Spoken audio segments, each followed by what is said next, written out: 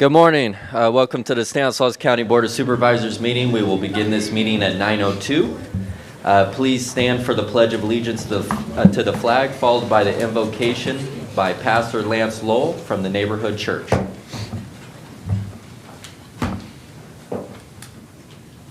I pledge allegiance to the flag of the United States of America and to the republic for which it stands, one nation, under God, indivisible, with liberty and justice for all. Join me in prayer. Dear Lord, during this Christmas season, we are grateful for all of our blessings that we have in life and in this community. In the midst of all the extra activities and celebrations, let us not lose sight of the message of this season, that giving is an expression and an outflow of love. You loved so much that you gave. In these times of tension, division, uncertainty, I pray that you will not only help us to not only look out for the interest of ourselves, but for the interest of others, and give the true gift this season of love and generosity to those who need us most. Help us to resist division, partner together as we find solutions for things we face, because we know our strength is found in our unity. Lord, we pray for this meeting. Give this board and the members wisdom for the decisions that affect this community. Bless them as they work to serve us. We pray that you would work in every corner of our community. Grant us the greatest gift of all, your peace. We pray these things in Jesus' name. Amen.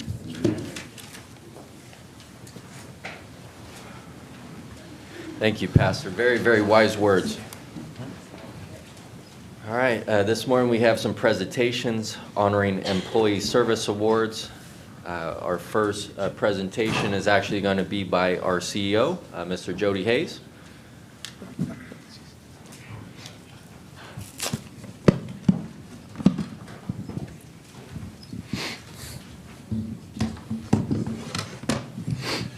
Good morning, everybody, and welcome to our employee recognition. I'm going to kick this off by welcoming and congratulating our public defender, Jennifer Jennison, on her 25 years of service here in Stanislaus County.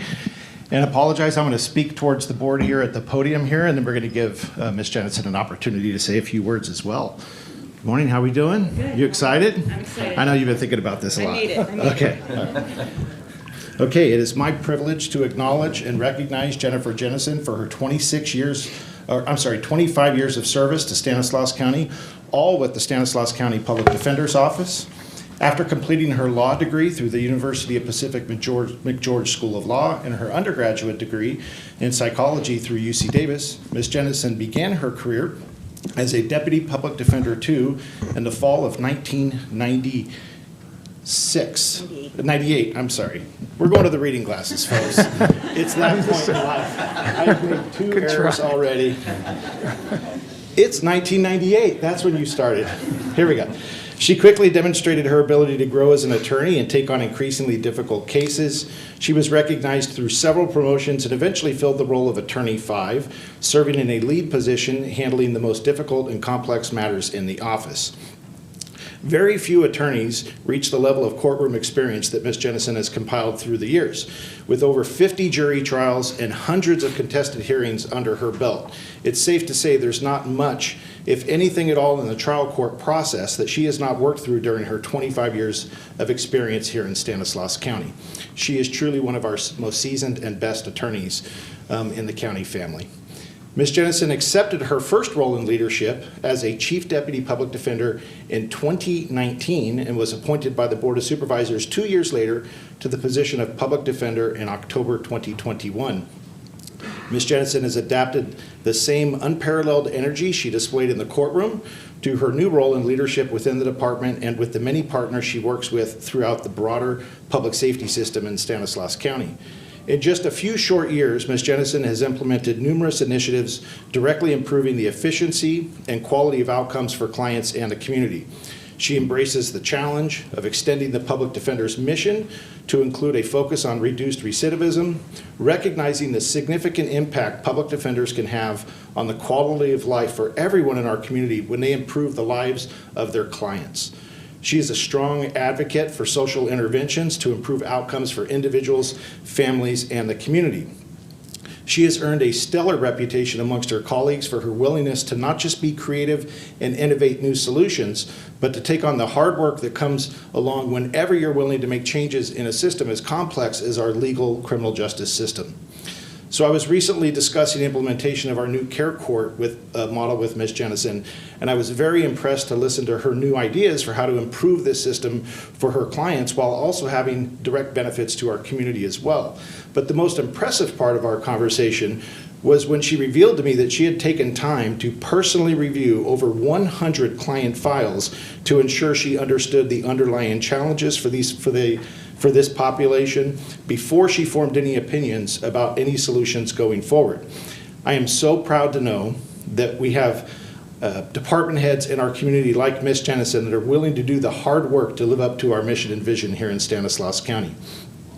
I'm sure there's much more detail about her experience in the courtroom. I didn't serve alongside you in the courtroom, but I've heard so many positive stories, particularly from those that you have faced across the aisle in the courtroom that have deep respect for the 20-plus years that you spent specifically in the courtroom, although I know you probably still sneak into the courtroom on occasion to represent clients.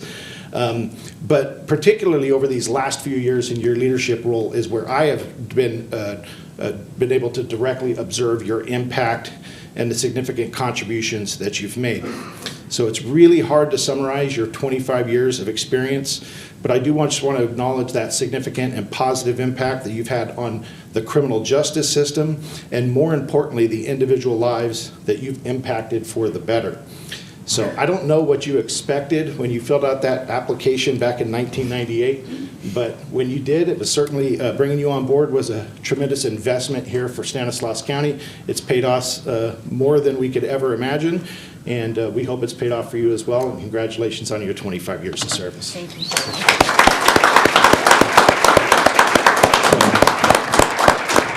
Now we'll go this way. So you're going to get to say a few words. Well, actually, you're going to say a few words, or do you want to say anything first? No, you're here for photos, right? Yeah. Okay. All right. Sorry. I'm sorry. We sneak chance in to make this photo look good. All right. So, few words? Sure. I always say public defender years are like dog years, so it feels a lot longer than 25 years. But I'm incredibly proud to call myself a lifelong Stanislaus County public defender. It's been a great career and a great place to work for our community and our clients. And I really thank you for the kind words, and thank all of you for the support that you show for the Public Defender's Office and the work we do. It means a lot. Okay. So here you go. We're going to do that. You're going to come in. There we go.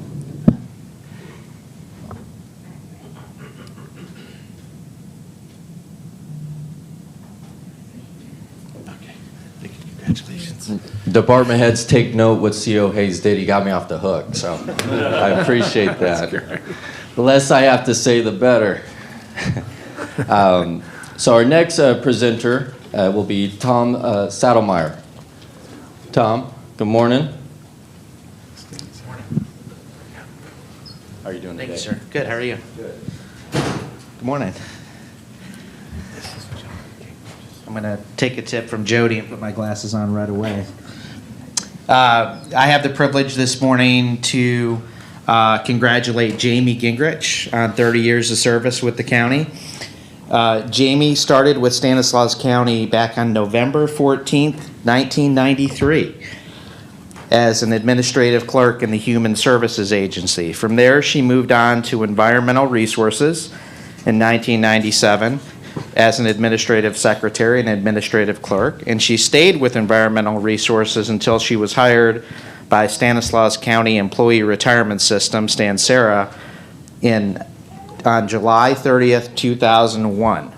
So she's been with Stansera for over 22 years, and certainly Stansera has been the beneficiary of that service that she's offered. Over her 22-plus years at Stansera, she has worked with thousands of employees on all aspects of the pension plan, and she has helped provide guidance to countless employees that are now enjoying a happy retirement or are well on their way to doing so. Jamie has been a valuable asset to Stansera. She has used her experience in retirement to help improve our office processes. She continues to strive to keep Stansera up to date and meet the needs of our retirees and members. Jamie is a great source of historical information in our office, as the pension program has changed many times over the years. She's also been a mentor, a resource, and a friend to so many of the staff in our office. In the most recent years, she played a critical role in the implementation of our new pension software system, and she is currently our project manager for system changes and other important projects to improve the work we do at Stanislaus. Jamie continues to be a trailblazer to help our office to become more automated and user-friendly for our retirees and members. She's really a champion for better efficiency and higher quality for all of our members. Congratulations, Jamie, on 30 years of service to Stanislaus County, and thank you for all the great work you've done for Stanislaus and for your community. Congratulations. Jamie, congratulations. Would you like to sing? Sure. I just want to thank everybody for this honor. It's been a family affair. I have my parents that worked here. I have my siblings, a niece and a daughter. So the county has been a family affair for all of us. So this is wonderful. Thank you.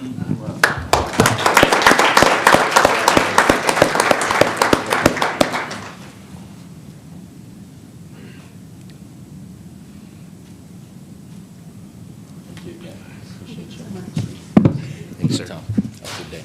You too. Catch you later. All right, next presenter will be Mr. David Lehman.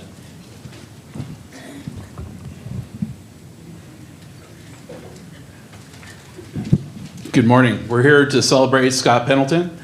He's been at the county since August of '91, started as a road maintenance worker 1, went through 2, 3, went to leadman, and now he's been a supervisor. Scott loves the newness. He's been on bridge, shoulder, traffic, and general maintenance crew, all 4 of our crews. He loves fixing stuff. He loves motorcycle riding and going to the beach and vacationing. Road workers do. Scott's not so much of a talker, he's more of a doer. And road workers patch, pave, fix culverts and bridges. They also do shoulder grading and signs. And want to thank Scott for being with Public Works for 32 years. We appreciate you. Would you like to say a few words? No, he's got to get back to doing stuff.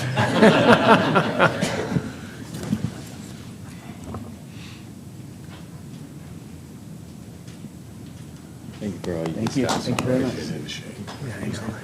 Thank you, sir. Thank you. David, thank you. Thank you. All right, our next presenter will be Mr. Tony Vartan. Tony, good morning. Good looking tie. Thank you. Good morning, Chairman. Good morning, members of the board, CEO Hayes and County Council Bowes.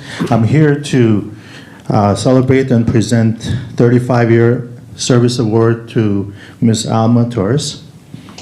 Some great things came out of the 80s, and we're here to celebrate one of those today, Ms. Alma Torres.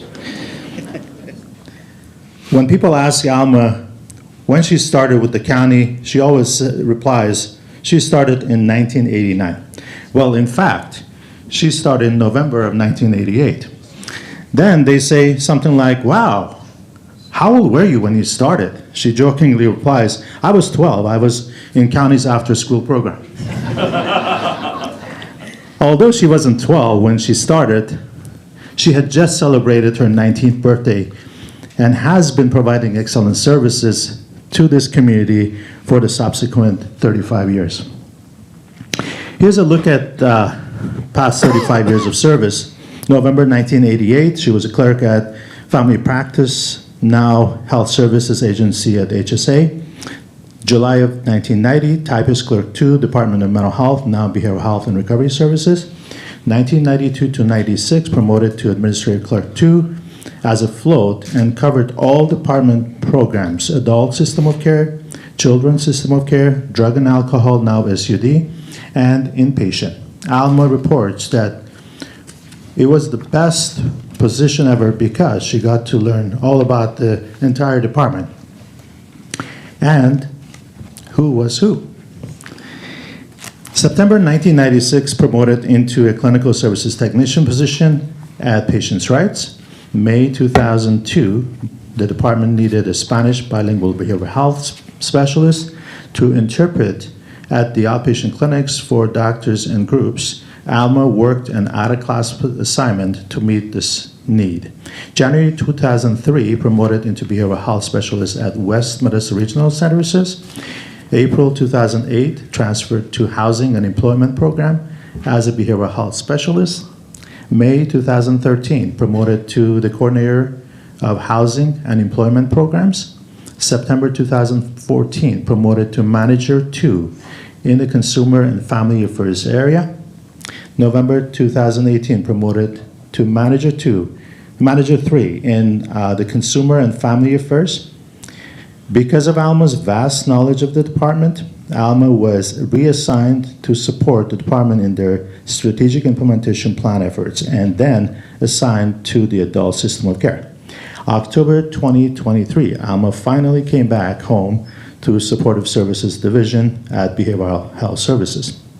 The committees she served on were Multicultural Coalition, Electronic Health Care Transition Committee, Training Committee, Bilingual Interpreter Trainer, Consumer Coalition Chair, Code of Ethics Committee, Seclusion and Restraint Oversight Committee, Access Redesign Work Group, Matches through HAS, and County Career Exposition.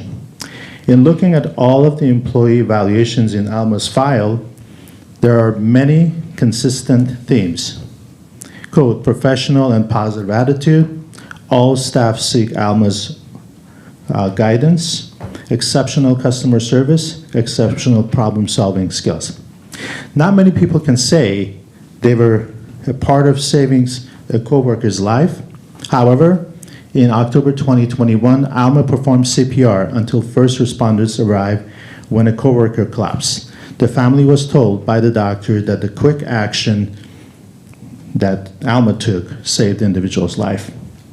We could spend many hours discussing what an asset Alma has been to our county, so I will finish by saying thank you, Alma, for being so dedicated to making our community a better place, and congratulations on the 35 years.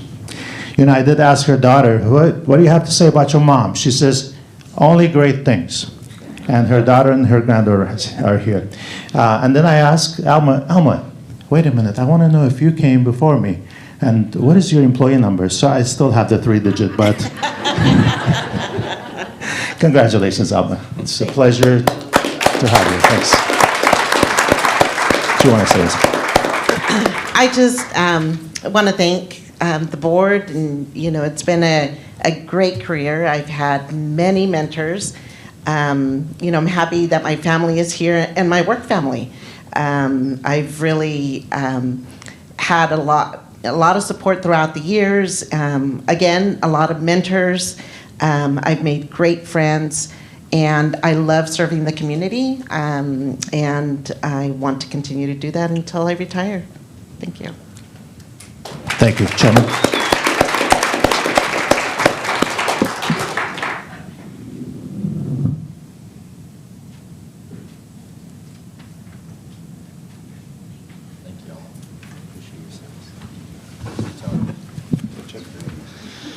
Okay, our next presenter will be Mr. District Attorney Jeff Legero. Good morning. Jeff, good morning. Good to see you. Thank you.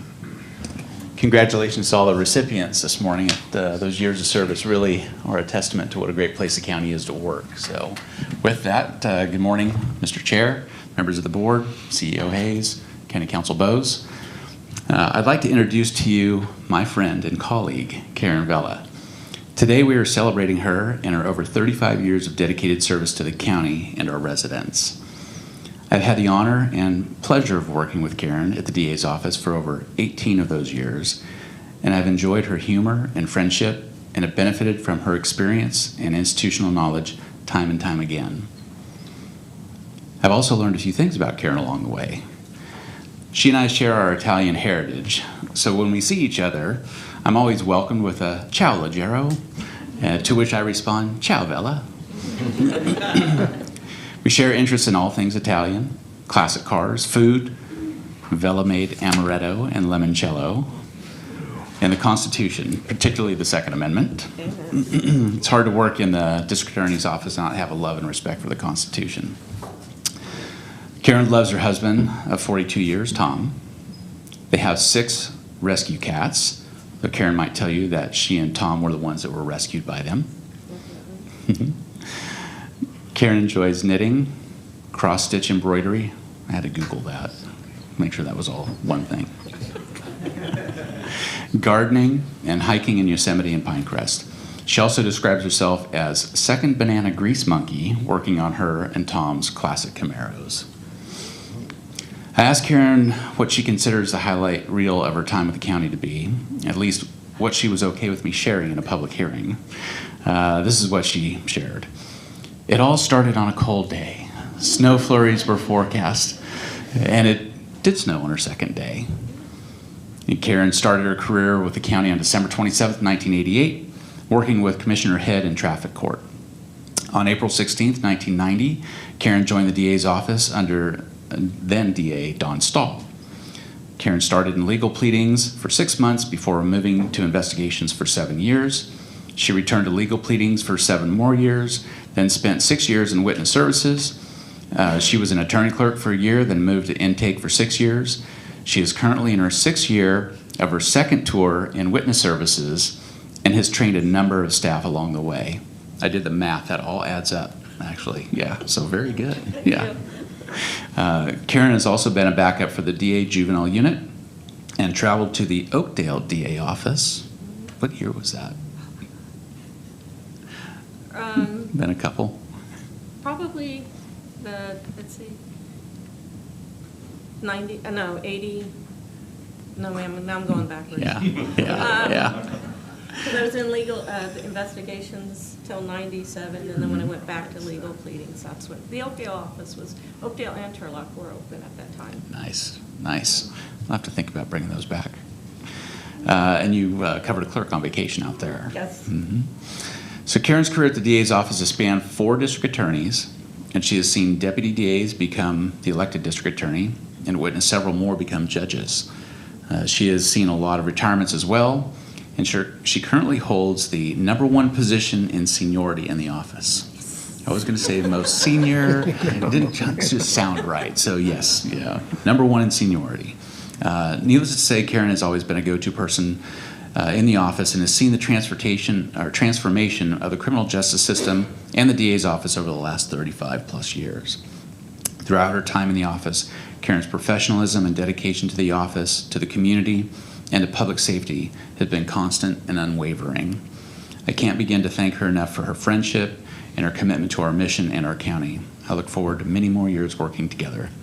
Congratulations, Karen, and ciao bella. Ciao, Ladera.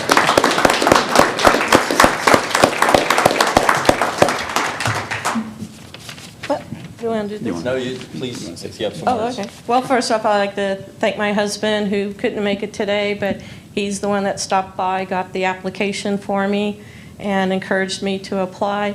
And a big thank you to DA Legero for keeping me on. And I've really enjoyed working here. I work with a great many people. We always pitch in and help each other. And I always look forward every day to coming to work. So, thank you.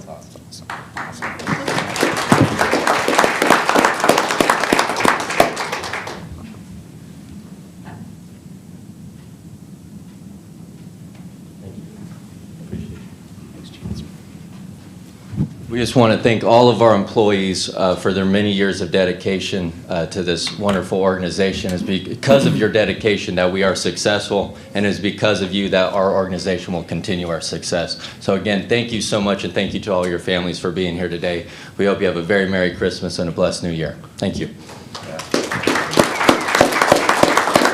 Finally figured out how to do that. That's perfect.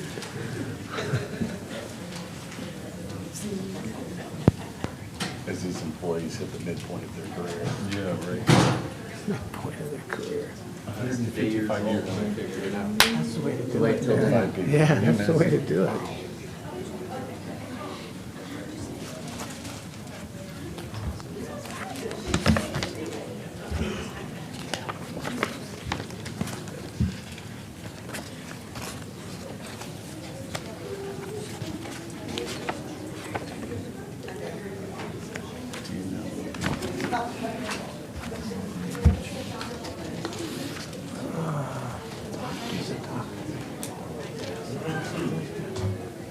district. Come on, introduce me to him. Thank you again for all being here today, and we definitely appreciate your years of service. All right, moving on to the public comment period. Public comment is a time for those in attendance to speak on items not related to the agenda. Please state your name for the record. Direct all comments towards the dais, and so that it's fair for every speaker, please keep your comments to the 5-minute time limit. I do have a couple comment cards. The first comment card is from Ms. Joni Greet. And she will be followed by Mohammed Rashad. Joni, good morning. Thank you for being here today. Good morning. Thank you. Okay. Corinne has no idea I'm about to do this. But Assemblymember Juan Alanis has nominated her for a California Nurse of the Year award. And she is not only an incredible nurse, but she has become a dear friend of mine. So I can personally attest to the difference that she makes in our county and our community. She is fearless, she is action-taking, she's a mountain-moving woman, and I wanted to publicly acknowledge her before you all this morning by reading some sections of her nomination letter.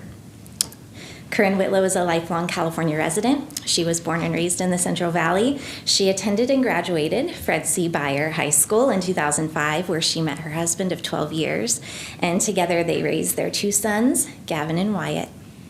It was a personal experience in high school that motivated Corinne to become a nurse. Her best friend was diagnosed with terminal cancer, and after walking side by side with him through this journey, she knew that oncology nursing was her calling. Ultimately, cancer took the life of her dear friend, but her up-close and personal experiences by his side through grueling cancer treatment guided Corinne to fulfill her desire to advocate for others and support them on some of their hardest days. Corinne put herself through nursing school, working at a local bakery while she attended Modesto Junior College to complete her nursing prerequisites, and went on to obtain her associate degree in nursing at San Joaquin Delta College, where she received multiple scholarships, and she's currently enrolled at Ohio University, where she will complete her Bachelor's of Science in Nursing. Corinne's nursing career began in 2014 when she joined Doctors Medical Center. And in the last 10 years, Corinne has obtained a national certification in medical surgical nursing, as well as a national certification in oncology. She volunteers regularly, but especially enjoys teaching the community life-saving skills Stop the Bleed classes. She sits on multiple hospital process improvement committees and co-chaired the Hospital Shared Governance Committee. In 2018, Corinne was promoted to a nursing leadership role where her impact was advanced to reach not only a specific targeted group of patients, but a set of employees and their department's outcomes. She's been selected for projects where she reports directly to hospital leadership while independently navigating projects to success. If there's an opportunity for process improvements or advocating on any scale, Corinne won't turn it down. In recent years, she was appointed to the Stanislaus County Behavioral Health Board, and she also began to engage on our local level and organize opportunities for people of every background to come together and advocate for their values.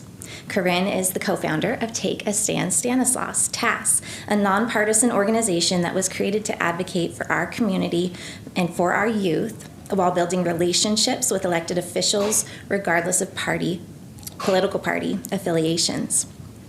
Corinne has led over 30 scheduled meetings with state legislators' offices. She's attended multiple committee hearings in Sacramento, and she has delivered over 200 letters during the 2023 legislative session. She has organized meetings with our county supervisors, the Stanislaus County Public Health Officer, the County Superintendent of Public Education, and other local elected representatives to build relationships and provide her and other community members time to address concerns and improvements in Stanislaus.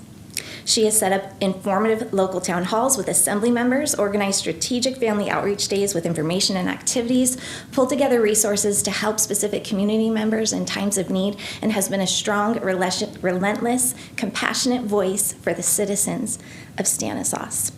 Whether it's her family, her work, or her community outreach, Corinne is dedicated to strategically advocating for and assisting others. This is the heart of nursing. Advocating for those who can't advocate for themselves, caring for those in times of physical and mental crisis, educating individuals in order to advance their own agency and empower them in their autonomy. Corinne is the epitome of what the heart of nursing looks like. It permeates every step and action she takes in her life, It became the first thread in what would make up the fabric of her life as that young high school student walking through the real devastating impacts of a terminal cancer diagnosis with her best friend. And it is because of her continued educational and professional efforts that she deserves recognition as Nurse of the Year. Thank you, gentlemen. I am so proud of this woman, and I know you guys are too. Thanks.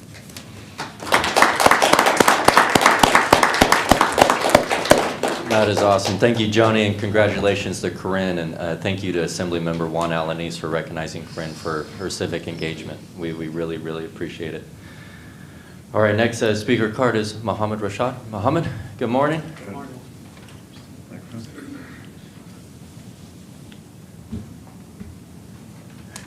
Good morning, Board, County Supervisors. My name is Mohammed Rashid. I just wanted to come in and thank each and every one of you guys for your hard work over the last couple years, and I would love to continue advocating with you guys, and if you guys ever need any help with any disability related services or anything in the community, I have some business cards right here, and I'll leave them right here for you guys. Thank you so much. Thank you, Mohammed. We appreciate it, and thank you so much for being here and everything you do. All right, those are the comment cards that I have this morning. Are there any others in attendance that wish to comment on items not related to the agenda? Yes, sir. Good morning. Thank you, Mr. Chairman, members of the board. Ron McMurtry, District 4. This is a weird technicality. I get the impression that item 8, that you don't generally open that up to questions from the public. So I'm making a request. It's just for my education on procedure. Mr. Chairman, would you please let me ask a question when you get item number 8, correspondence? Or should I ask my question now? Yeah, please go ahead. You want me to go ahead? Okay. Yeah. I noticed one of the claimants is Juan Alanis, who is my assemblyman, so this is of interest to me. So do members of the public have any access to the nature of the claims? Where would we get that kind of information? I mean, you're having to announce these claims, so there must be some public record of it.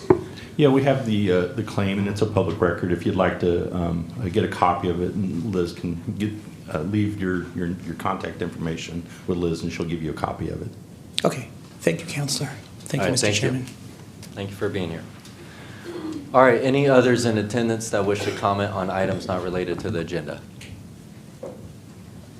Okay, seeing none, we'll go ahead and close the public comment period. And we'll move on to the consent calendar. Do any members of the board wish to comment on any items on consent? Okay, seeing none, we'll open it up to the public. Do any members of the public wish to comment on any items on consent? Okay, seeing none, we'll bring it back to the board for further action. Motion to approve. Second. We have a motion by Supervisor Buck Condit, a second by Supervisor Manning Graywall. All those in favor? Aye. All those opposed? Passes unanimously 5-0. All right, moving on to public hearings. We have a PowerPoint presentation by Teresa McDonald. It's a public hearing to consider the Planning Commission's recommendation of approval for the Stanislaus County Williamson Act reform rules. Before we get started, we have a conflict. FPPC rules prevent or require you to step aside if you have a financial interest or an interest in an item coming before the board. And Vito has a conflict. Would you like for me to describe it? I'll describe it. Yep. So I have currently before the county a lot line adjustment in process. So it presents a conflict of interest. There is a second half to this item that I could vote on, but it would take a lot of staff time to try and bifurcate it. So I'm going to step out for the whole item rather than vote on one and not on the other. Yes. All right. And with that, Terry also has a conflict, but there's an exception, so he is allowed to vote as well. I'm going to take my coffee.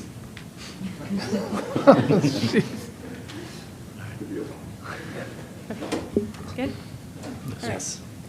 Good morning, Teresa McDonald with the Stanislaus County Planning Department, and I'm here to present a county-initiated update to the Stanislaus County Uniform Rules and Ordinance Amendment Application Number PLN 2023-0121, Lot Line Adjustment and Agricultural Preserve Update. This is a two-part request relating to Williamson Act requirements for new contracts and lot line adjustments involving contracted lands. The first part is a request to update the Stanislaus County Uniform Rules to clarify when the rescinding and reentry of a contract is required in order to facilitate a lot line adjustment or LLA, modify the minimum parcel size requirements when reentering a contract pursuant to an LLA, reflect legislative amendments made since the last update to the Uniform Rules, and affirm that the Salida Community Plan zoning district is included in the adopted Stanislaus County Agricultural Preserve. The second part is a request to amend Section 21.66030C of Chapter 21.66 Salida Community Plan District of the Stanislaus County Zoning Ordinance to allow for parcels within the SCP zoning district to be entered into new contracts, subject to restrictions on the uses permitted on the contracted land. The California Land Conservation Act of 1965, or Williamson Act, was voluntarily implemented by Stanislaus County in 1969.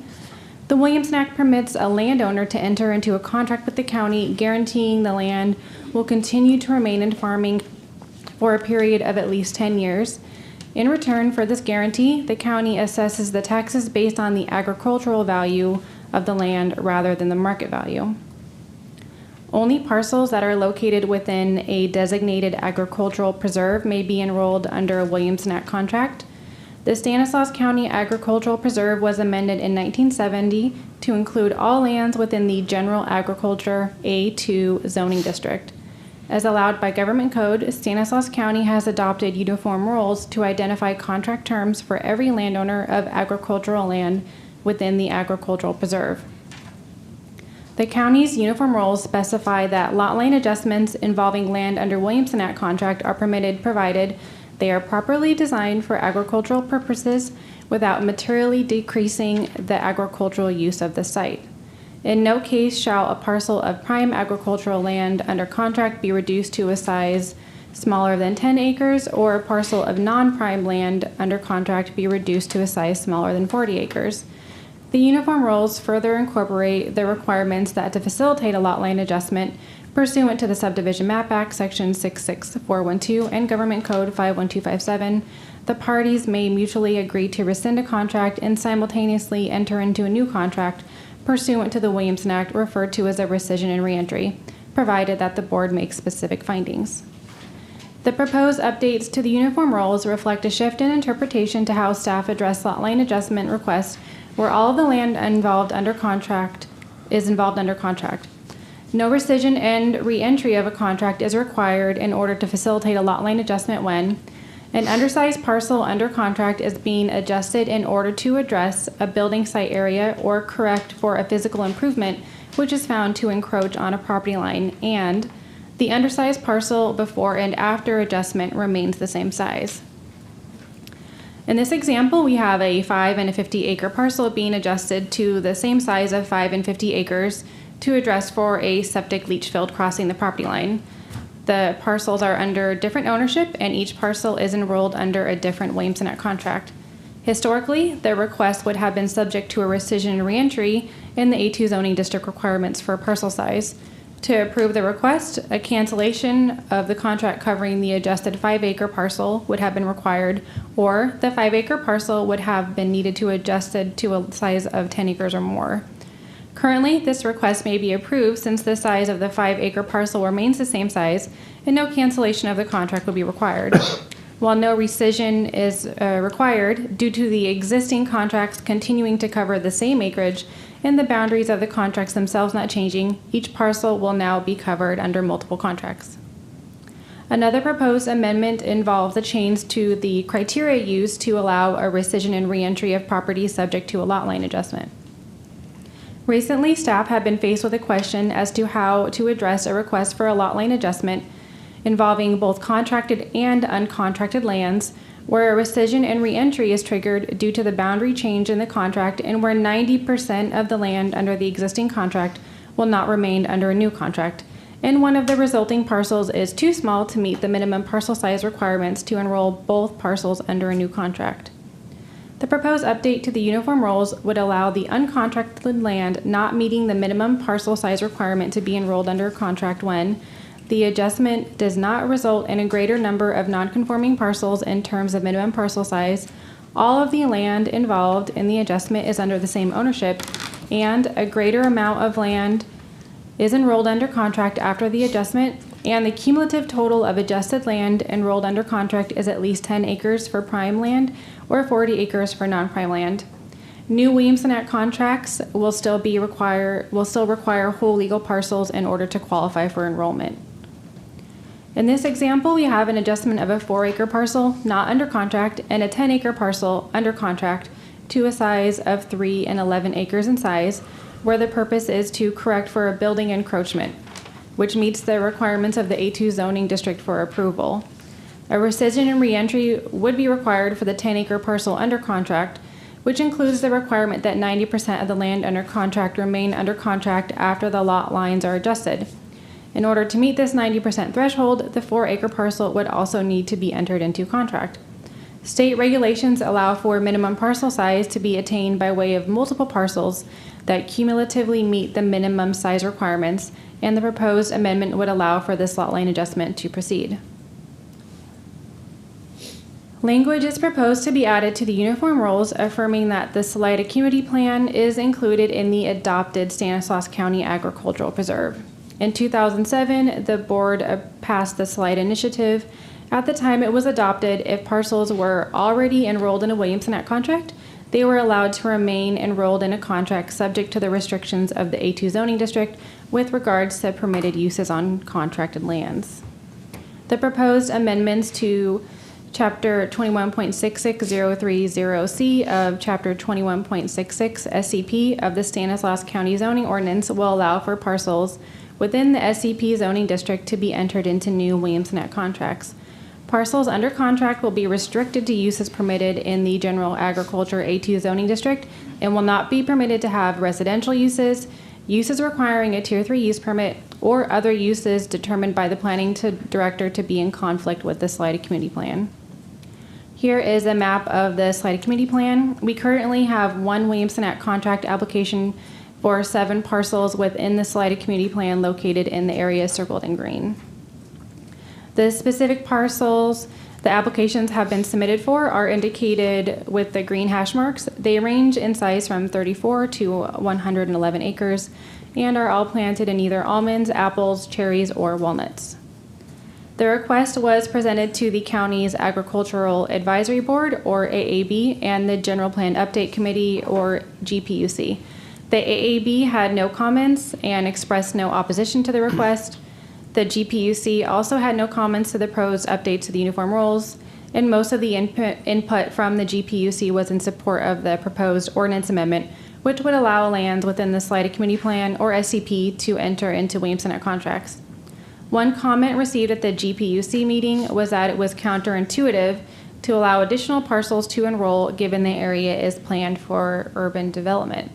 Dave Romano, a local land use consultant representing a property owner in the SCP wanting to enroll land under contract, attended both meetings and pointed out that parcels within a LAFCO adopted sphere of influence of a city, which are also planned for future development, are still allowed by the county to enroll in a contract.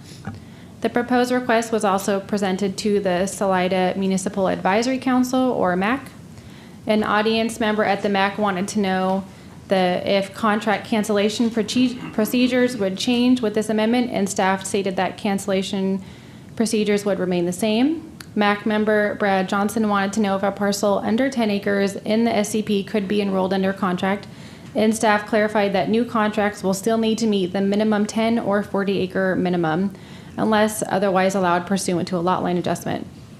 Mr. Johnson further commented that one of the parcels in the SCP, should it request enrollment into the Williamson Act, should be required to install a pedestrian path to the high school on their property, to which staff clarified that Williamson Act contracts cannot be conditioned. The MAC had no formal opposition to the request. All amendments to the zoning ordinance must be consistent with the general plan. Staff believes that the proposed update to the Williamson Act uniform rules and the proposed ordinance amendment are in compliance with the general plan, including the land use element, Salida community plan, and agricultural element policies regarding Williamson Act contracts. This project has been determined to be exempt from the California Environmental Quality Act pursuant to Section 15061 Common Sense Exemption, and a notice of exemption has been prepared for the project, as the project will not have a significant effect on the environment. An early consultation referral and notice of public hearing were circulated to responsible agencies for review and comment, and no comments have been received. There are no conditions of approval associated with this request. The proposed uniform rule update and ordinance amendment were considered by the Stanislaus County Planning Commission on November 16, 2023. During the public hearing, no one spoke in opposition or favor of the request. The Planning Commission, on a vote of 5-0, recommended approval to the Board of Supervisors. As recommended by the Planning Commission, staff recommends that the board take the actions listed in the board report and recommends the board approve Stanislaus County Williamson Act and Uniform Rules Update and Ordinance Amendment application number PLN 2023-0121, lot line adjustment and agricultural preserve update. That concludes my presentation, and I'm available to answer any questions. Thank you. Thank you. Do any board members have any questions or comments? Okay, we'll open it up to the public. Do any members of the public wish to comment on this item? Okay, seeing none, we'll bring it back to the board for further action. Yeah, I just want to thank staff for doing this, just something that needed to be done, and I very much appreciate the time and effort involved to get us here. So with that, I'd like to make a motion to approve all staff recommendations. Second. We have a motion by Supervisor Withrow, a second by Supervisor Buck-Condit. All those in favor? Aye. All those opposed? All right, passes unanimously 5-0. Thank you very much. Thank you.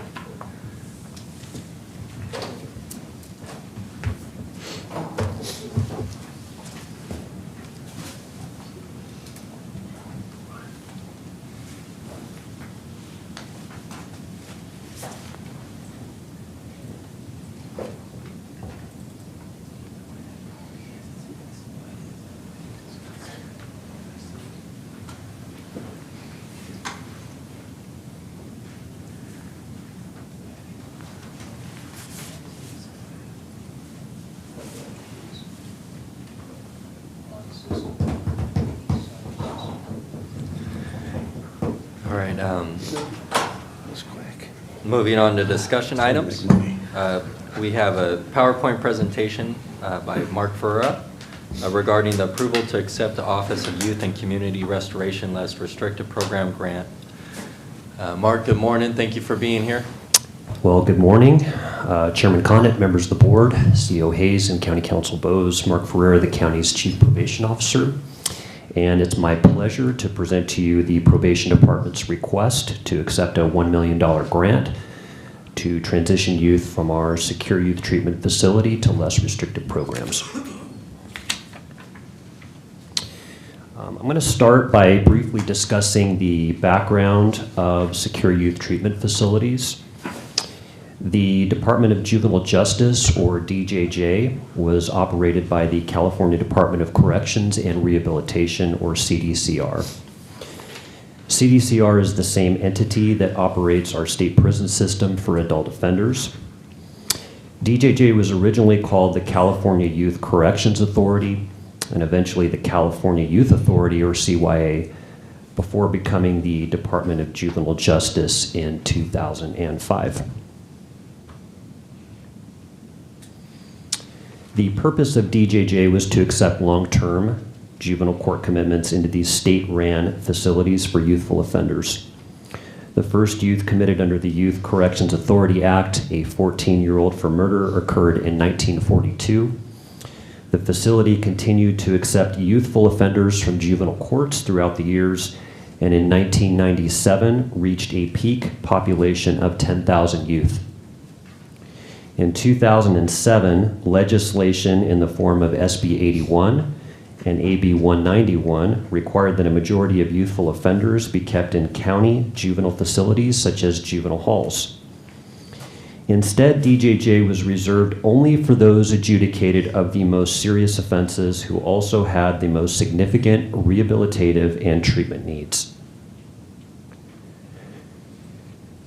Since 2007, only youth adjudicated of offenses found in Section 707B of the Welfare and Institutions Code or in Section 290.008 of the Penal Code could be committed to DJJ. The slide before you is a sampling of the slightly over 30 offenses found in Section 707B of the Welfare and Institutions Code and Section 290.008 of the Penal Code. Once adjudicated of one of those offenses, the court would then have to make a finding that less restrictive options, such as time in the local juvenile institutions and or a release on juvenile probation, would not be in the youth's best interests, and a commitment to DJJ would better serve the youth's needs.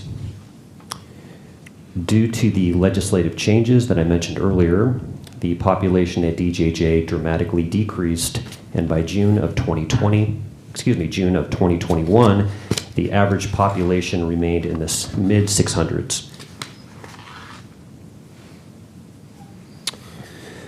The graph in front of you depicts the number of Stanislaus County youth we sent to DJJ each year beginning in 2015 through 2021.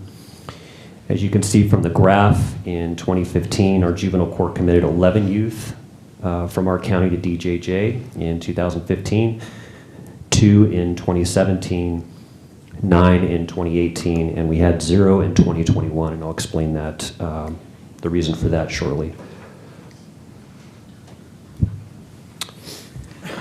So the slide in front of you is a graph showing the breakdown of committing offenses sent to DJJ beginning in 2015. As you can see, a majority of our youth were committed to DJJ following an adjudication for a violent offense. So you can see the breakdown there. We have robbery, aggravated assault, carjacking, murder, attempted murder, etc.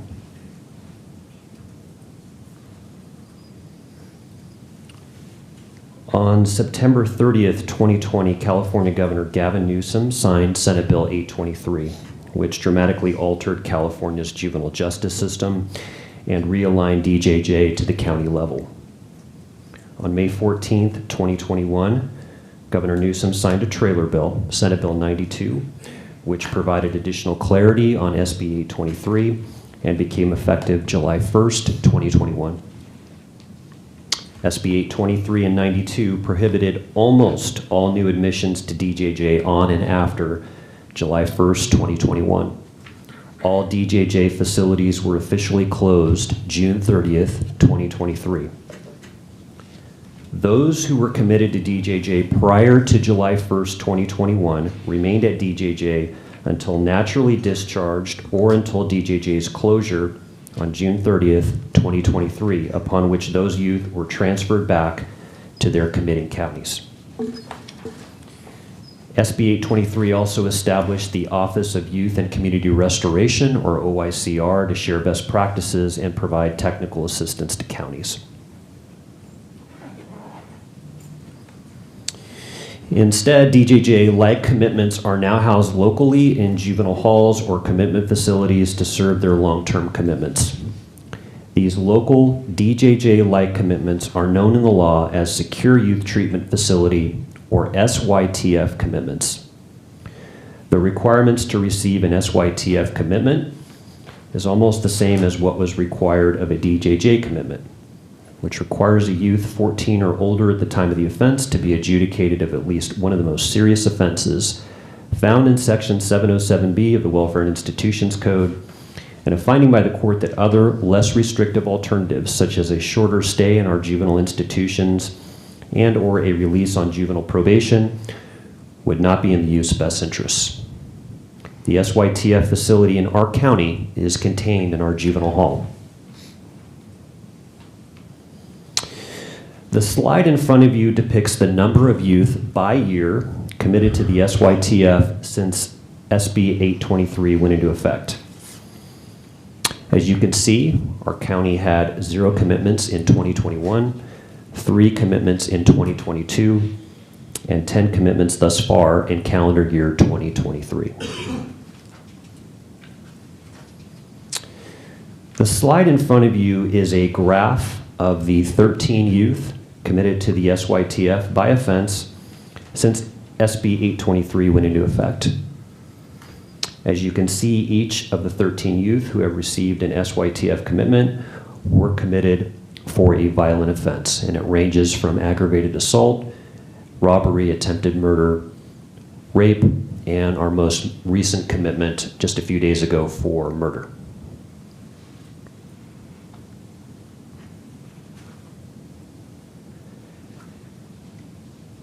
Once the juvenile court decides to impose an SYTF commitment, the court will utilize an offense-based matrix created by the Judicial Council of California in setting the baseline term of confinement. The baseline term of confinement represents the time in custody necessary to meet the developmental and treatment needs of the youth and to prepare the youth for a discharge from custody. The probation officer is required to file an individualized rehabilitation plan for each youth within 30 days of the baseline term being imposed.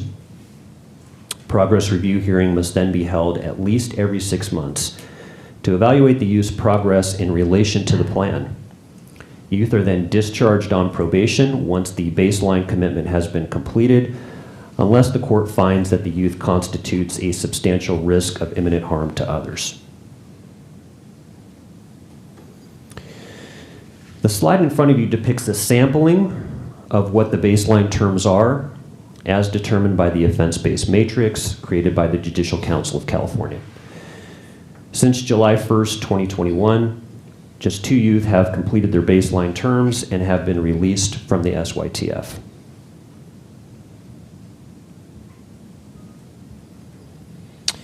At any time, the court may order that the youth serve part of their baseline term in a less restrictive program, such as a halfway house, a camp or ranch, or a community residential or non-residential service program.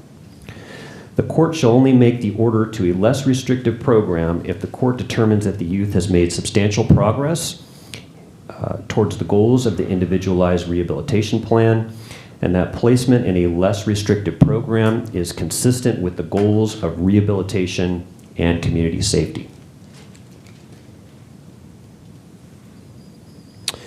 On June 1st, 2023, the Office of Youth and Community Restoration, or OYCR, released an invitation for letters of interest to award grants to probation departments and community partners to assist youth in transitioning from SYTFs to less restrictive programs.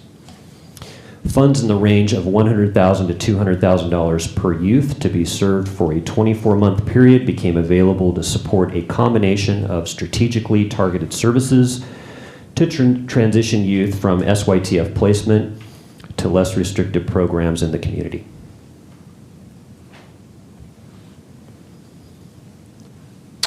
Our department submitted a letter of interest and received approval for funding for up to 5 youth at a maximum of $100,000 each year for a 24-month period for a maximum of up to $1 million for the life of the grant. The funds are intended to be utilized to potentially collaborate with the Center for Human Services, Leaders in Community Alternatives, Workforce Development, Modesto Junior College, the Prison Education Program, and the Stanislaus County Office of Education. The Center for Human Services would begin to work with SYTF youth who are meeting the goals of the individualized rehabilitation plan and achieving the top phase of their program in custody. A navigator would administer an assessment to identify each youth's housing and support needs. Upon an order by the court for a release to a less restrictive program, the youth can be placed at the Center for Human Services Youth Navigation Center. The Youth Navigation Center is a system of care providing a continuum of services for young people aged 13 to 24 years old who are experiencing crisis, housing instability, and/or homelessness.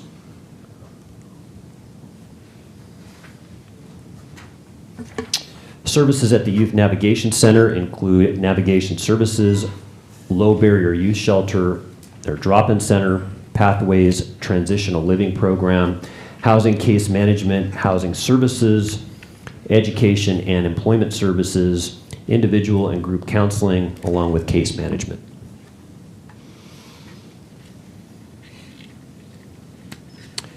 educational or vocational programs with partners such as the Stanislaus County Office of Education, Prison Education Project, and Modesto Junior College may include college courses, high school equivalency or high school diploma courses, or vocational programs such as welding, small engine repair, or computer coding.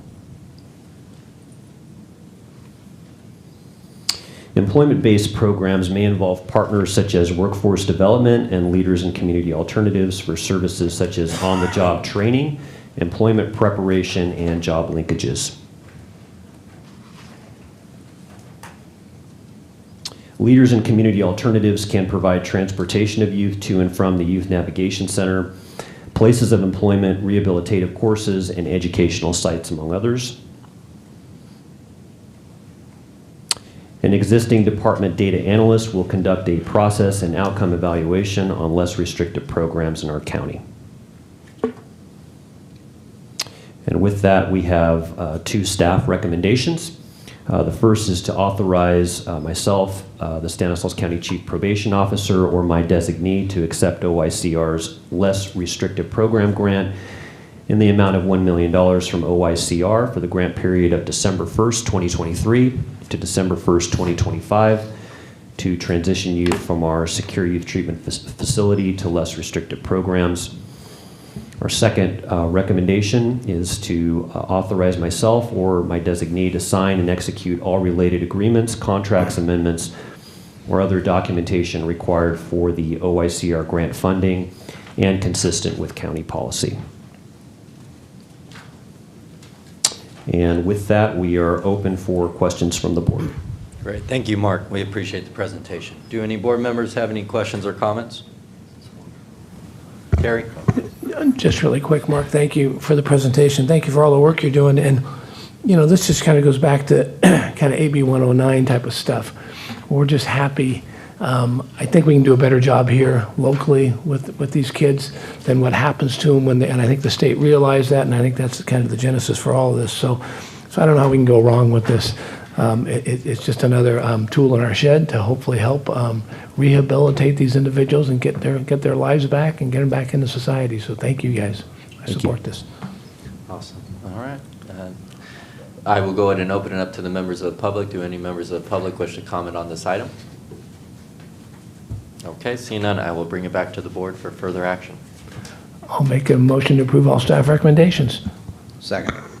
Okay, and this is a 4/5 vote. We have a motion by Supervisor Withrow, a second by Supervisor Buck-Condit. All those in favor? Aye. All those opposed? All right, passes unanimously 5-0. Thank you. Thank you. Thank you, Mark.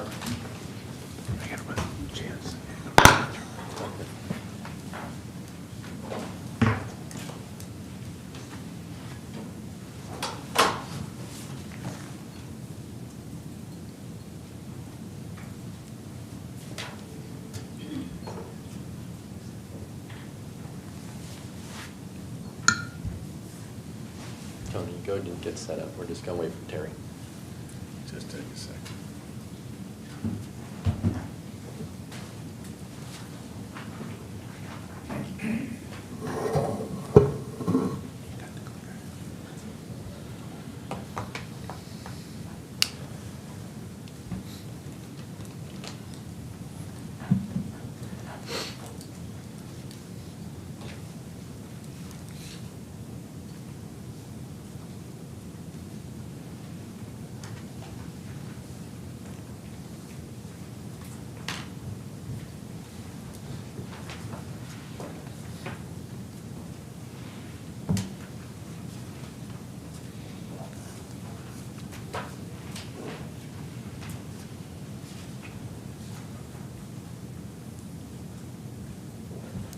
You guys know any of DeMartini's old jokes?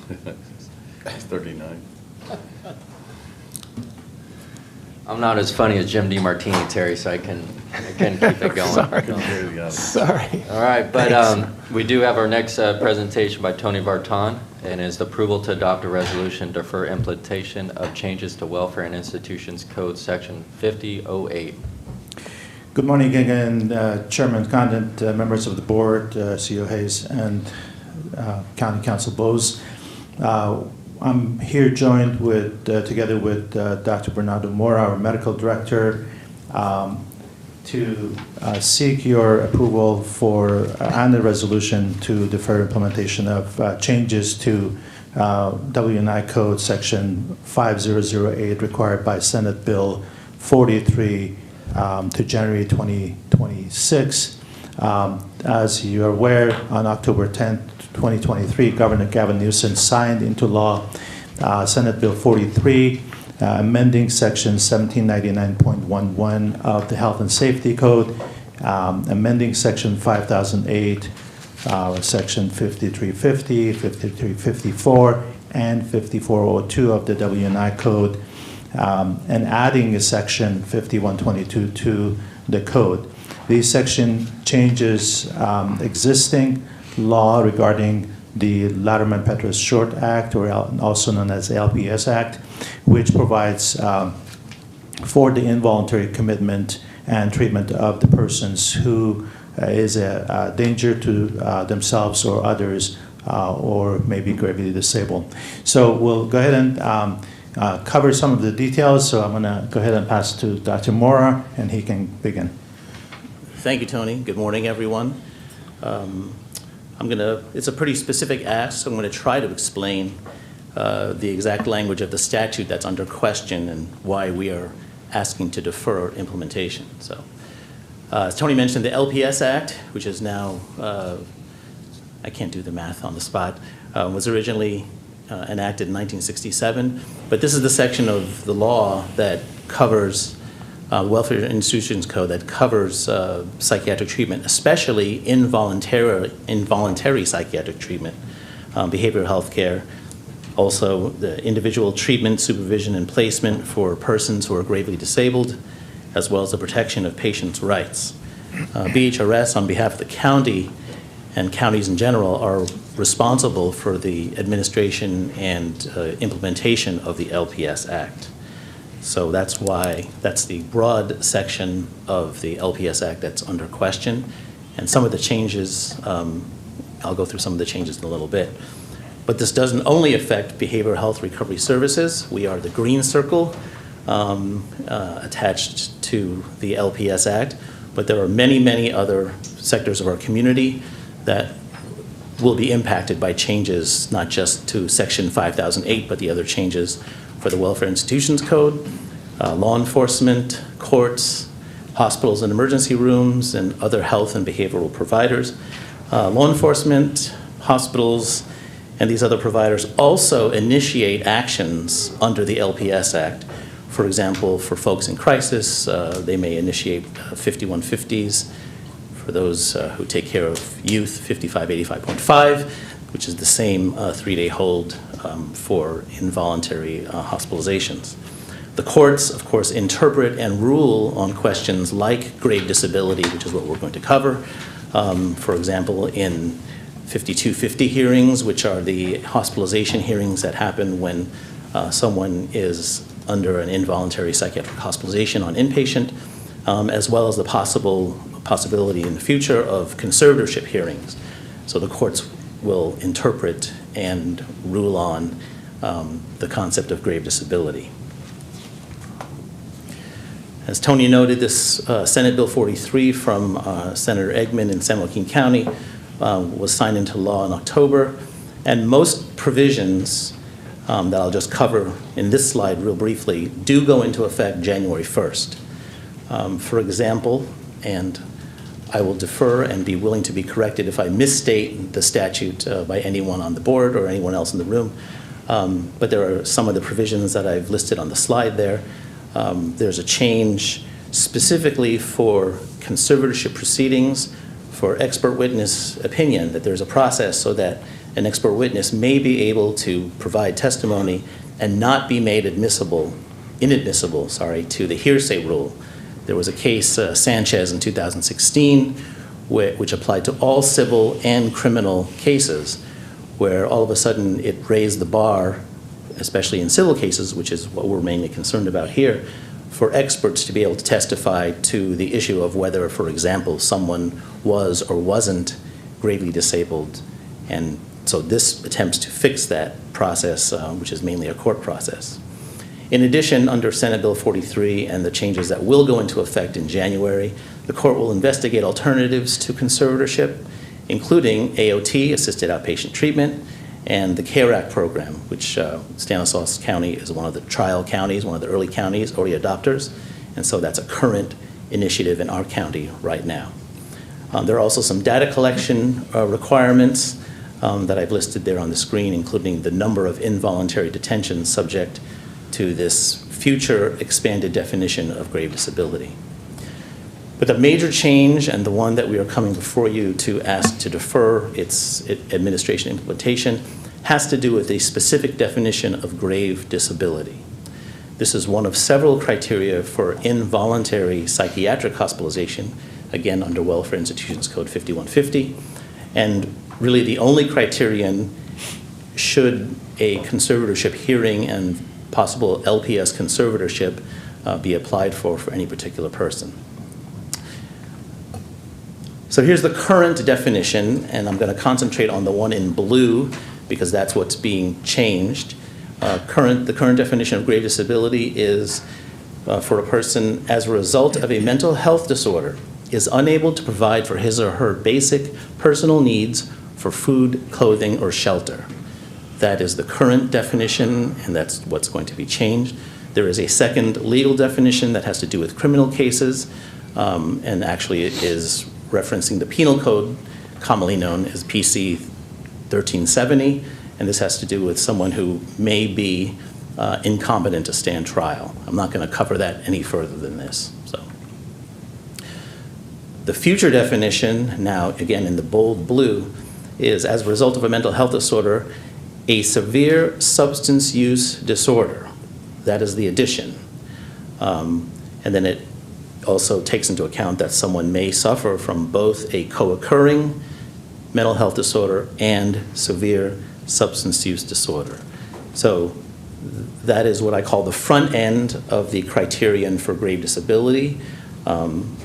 Basically what is added is it is possible now if someone presents, for example, in crisis, and they may not have a mental health disorder going forward, but they have standalone a severe substance use disorder, that they may eventually be found to be gravely disabled through the various proceedings that I've briefly described.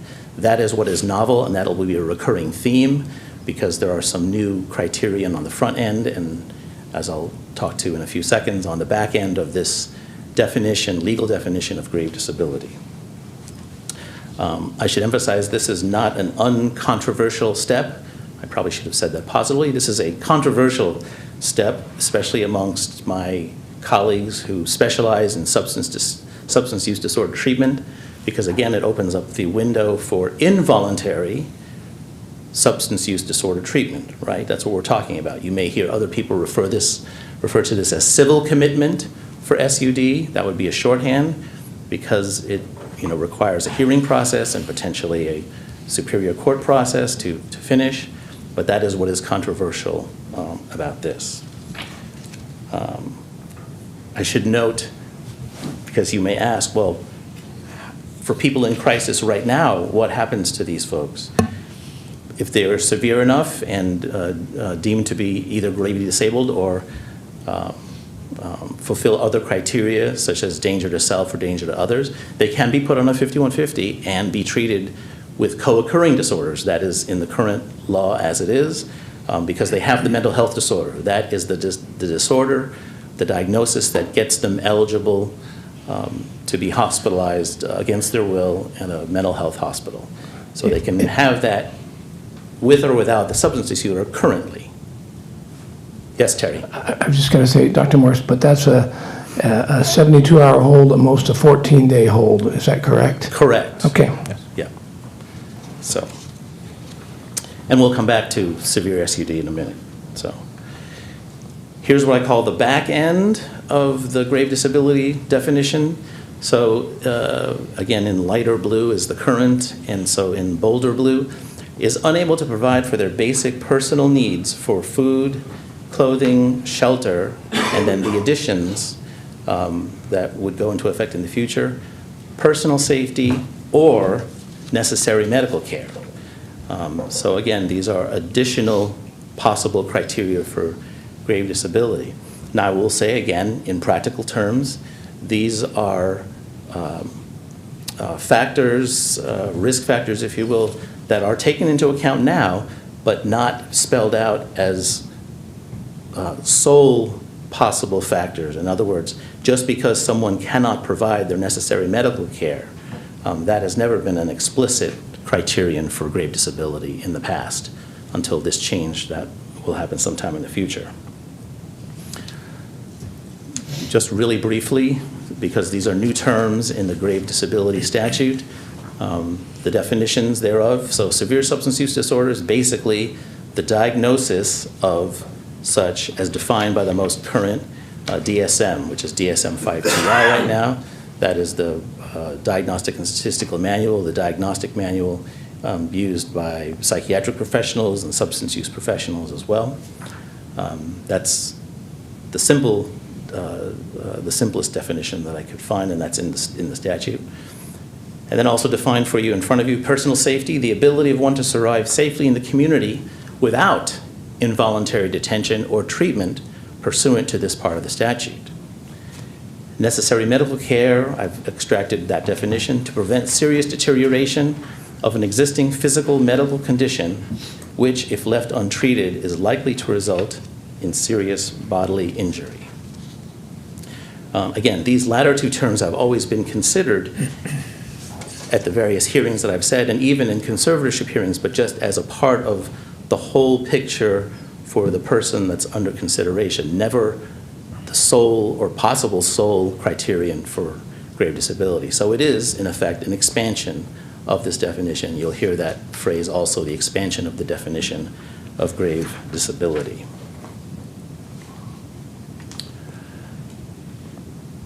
So, are there challenges to implement this particular part of the statute for Section 5008? Yes, and the couple of boxes that I've listed here are not the only challenges, but they are some of the ones that we thought of in the beginning, and some that would be of some concern. Again, this is a new criterion. It requires a new process, a new assessment, if you will, as we talk about, to how to evaluate folks who are presenting in crisis or are presenting in emergencies in severe SUD and its implications for grave disability. I don't know of any, and I've asked around to my colleagues, I don't know of any treatment settings specifically and only for severe SUD, especially under an involuntary statute. So that is a challenge.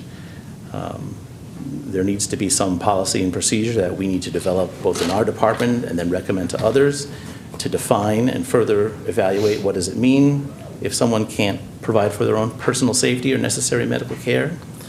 The LPS Act only covers mental health treatment and SUD treatment now when this goes forward on an involuntary basis, but it says nothing about how to treat someone who is not getting the medical care, necessary medical care, and for example is suffering from symptoms of diabetes. This act alone does not say we have the power or the ability to treat someone involuntarily against their will for their diabetes. And that really has not changed, but it's a reasonable question given the fact that now there are medical criteria defined narrowly for psychiatric and SUD treatment. And because there are no standards, and none that I'm aware of from the Department of Healthcare Services, from the state, even if involuntary SUD treatment were to be ordered and recommended, I don't know where that would end, because there are no criteria, no guidance yet from the state as to when would you end an episode in a matter of weeks, months, I don't know. But one of the things that we have considered and discussed is that because this is an expansion of the definition of grave disability, there will likely be an increase in the number of conservatees, or potential increase, I should say, which we would need some additional staff and resources to be able to manage if the number of conservatees does increase. Okay, I'll hand it back to Tony for Thank you, further Dr. comments. Mora. Absolutely, as Dr. Mora pointed out, the LPS touches many other sectors of service providers and colleagues in our community, and BHR's plans to bring those sectors and partners together to formulate strategic plan and implementation plan that would bring everyone online with their capabilities within their systems, so that we're not operating in a sense in a vacuum where one system would get affected as a result of not being engaged. And one of the areas that would be at great risk would be our hospital emergency rooms, because of the fact that in the approach of any treatment, when a treatment level does not exist, the next higher level of treatment is what is recommended in any kind of a approach in treatment. That would be forcing hospitals getting stuck with a lot of patients who are on an involuntary hold with an SUD condition that they would have nowhere to go. So it would be a collaboration and a strategic effort collectively together. We did, through California Hospital Association, we did receive actually through California Behavioral Health Directors Association a letter from California Hospital Association requesting that the counties move forward with the request for delay of implementation of the Section 5008, particularly with this definition. And I've had conversations with some of our local hospitals who definitely support the same approach as California Hospital Association has indicated. So with that, we are here before you to really ask for the delay of the 5008 section of the W9 Code Subdivision H4. Actually, the subdivision H4 kind of states that the counties may enact the implementation of the definition of gravely disabled section of SB 43 and defer it to January 1st, 2026. Of course, this will allow time, as Dr. Mora mentioned, to develop new policies, procedures, and expand workforce, as well as work with our partners to ensure a comprehensive implementation planning is done. Of course, BHRs will have the flexibility to initiate implementation of this definition of gravely disabled sooner than January 1st, 2026, if ready before that. Therefore, staff recommendation today are to adopt a resolution to defer implementation of changes to Welfare and Institute Code Section 5008 required by Senate Bill 43, Chapter 637 Statute of 2023 to January 1st, 2026. And we are here for any questions. Thank you. Thank you, Tony. Do any members have any questions? Terry? No questions, just some comments here, if I could. First, Tony, thank you. Dr. Moore, thank you guys for the presentation. And just want to start this off by saying how proud we all are of our BHRS department and what you guys have been doing the last few years. I think we've become leaders in the state again in what we're doing here in this county, as illustrated just by our pilot program with the CARES Act. So thank you guys for everything you're doing. This is kind of a major change here. I get that. I get that there's a lot involved in this. And but as I look back over the last 7 years, what we've been trying to do with homelessness here in our county, again, kind of leading the state, our hands have been tied over the last 7 years. We've done everything we can. You know, we kind of started focus on prevention and started talking about treating symptoms, and we never treat the disease. But as we've dealt with homelessness over the last 7 years here in our county, we have been forced to deal with the cards that are dealt to us from the state. And you know, millions, hundreds of millions of dollars have been spent on housing, all kinds of things that supposedly to try to help the homeless situation here, and just in our county and across the state. But still, just dealing with symptoms and not treating the disease, as we've talked about. It's great to finally see up in Sacramento, California here, our legislation, a shift in policy, kind of recognizing treatment's the answer, really here, and that these individuals are suffering from severe drug, alcohol, and mental health issues, and that's the answer, and that's a major shift, and that I think we've been advocating that for years for some sort of ability to involuntarily get these individuals, at least I have, involuntarily get these individuals off the streets.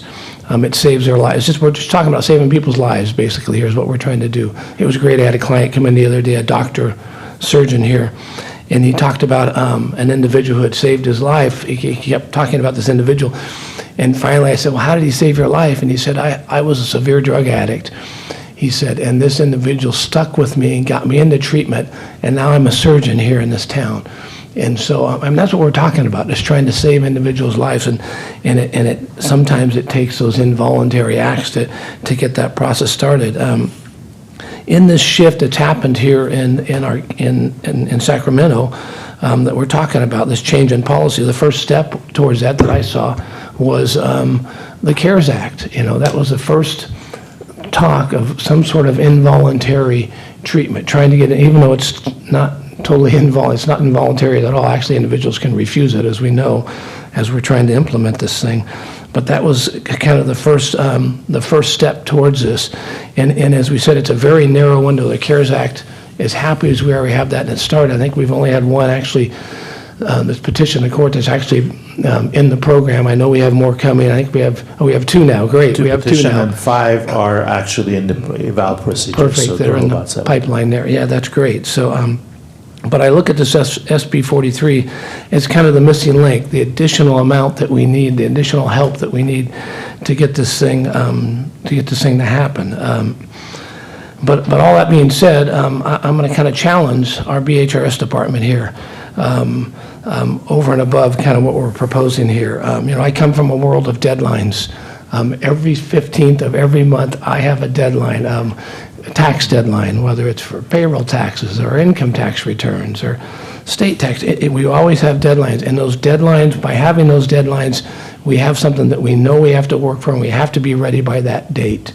And it just inspires us, and it requires us to have to be ready by that date. So that's the world I come from. I know that today, as we speak, across the state, counties are considering the same, a lot of counties are considering the same implementation process and deadline here. And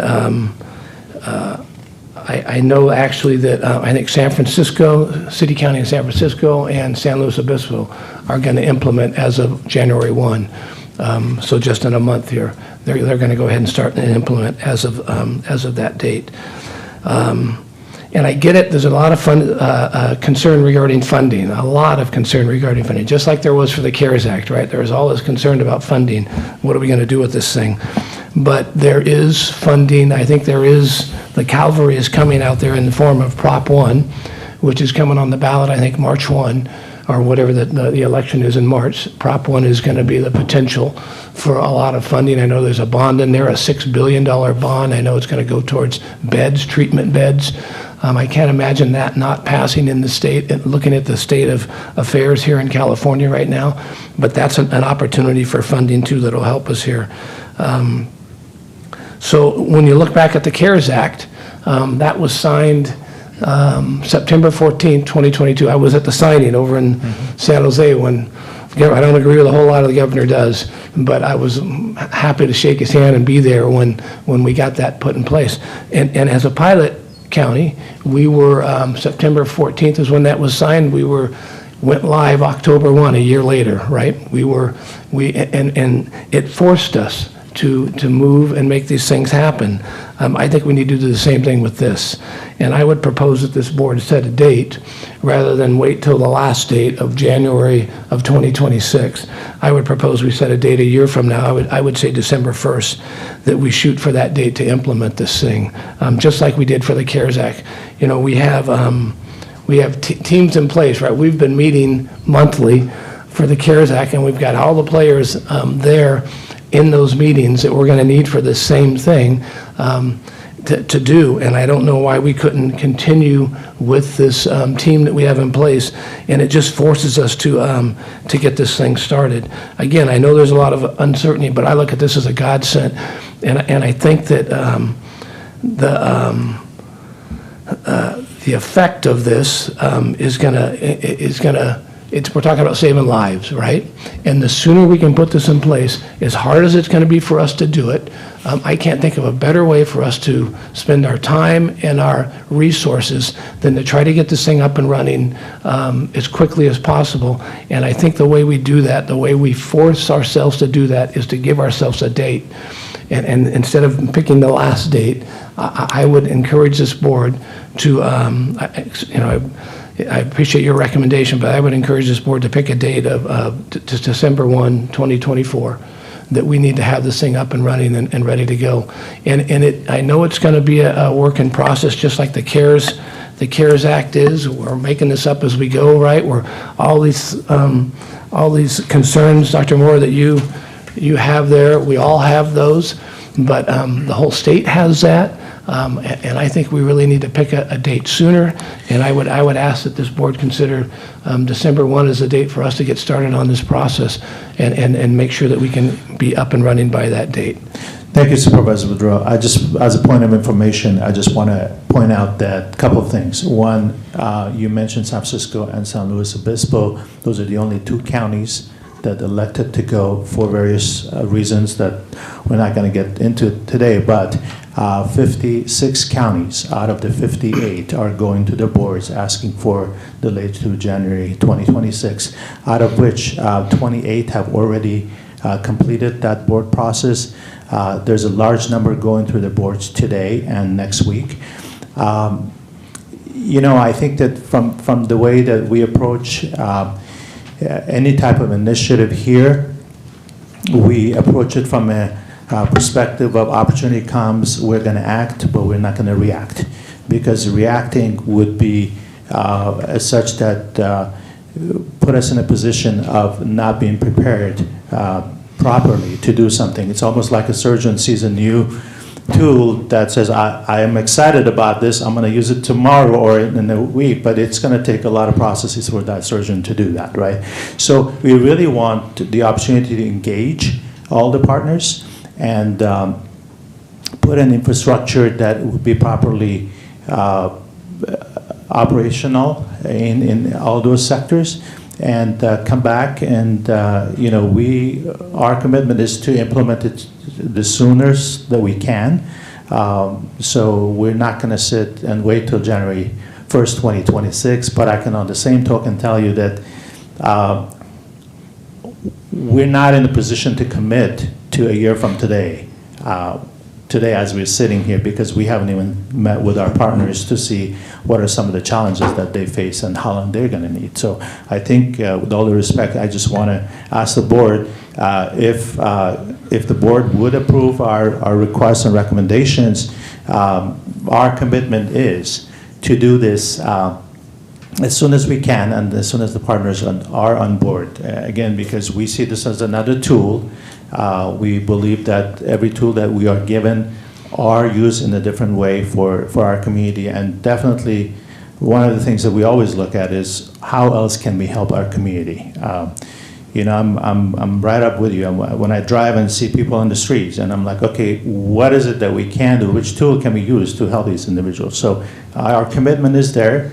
We just want to make sure that we act properly and make sure that our partners are on board with us as well. And I appreciate that, Tony. I appreciate your opinion on this. But I think one of the ways we get our partners on board is we have a deadline that's coming up here quickly that they have to abide by. And just like I said, just like the CARES Act, there was no difference there. I realize this is newer, and we're bringing in an additional population that we haven't had before, right? Substance use disorder, but something that we've just been dying to have the opportunity to have, and here it is. And I think if we, you know how government works. And these things will go on forever, and we'll end up by January 1, 26 if we don't force ourselves, push ourselves hard. And I just have that much confidence in your department and this community to do that, that we can get there. If we have a deadline out there, I know we can get there. And if we can get there a year ahead of the date that we're proposing here, that's a year more that we have the ability to get and save lives and get people off the streets and literally save their lives. So I just have all the confidence in the world that you can do this. And I think I've just seen how we're doing things right now. Our department is just humming along on all cylinders. And I think we're already set up with the CARES Act, with what we've done, as a part of all those meetings that we met for the last year to get ready for this thing. And I know that everybody that's involved in that can make this thing happen. And so as hard as it might be, it might seem to just like one more thing on your plate. I get it. But I think it really pushes our partners too. Otherwise, this will drag out and it will be January.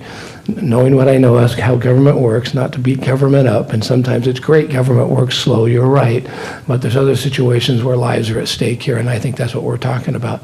And so, anyway, that's what I push for, but I appreciate your input there. Thank you. Appreciate the confidence. Vito. Yeah, so I'll, so I don't want to put an arbitrary deadline. I understand that we're trying to push it along. What I see here, and there's a difference between voluntary program and essentially something where you're taking someone's rights away. That's why it's a slow process, conservatorship, or more of a slow process, more in tune.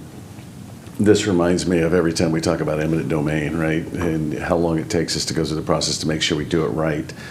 And so I want to do this, but there's a reason. I've been listening to the CSAC. I think I forwarded some correspondence about from the 56 counties as to why they're delaying this. Some of it is monetary, some of it's building the infrastructure.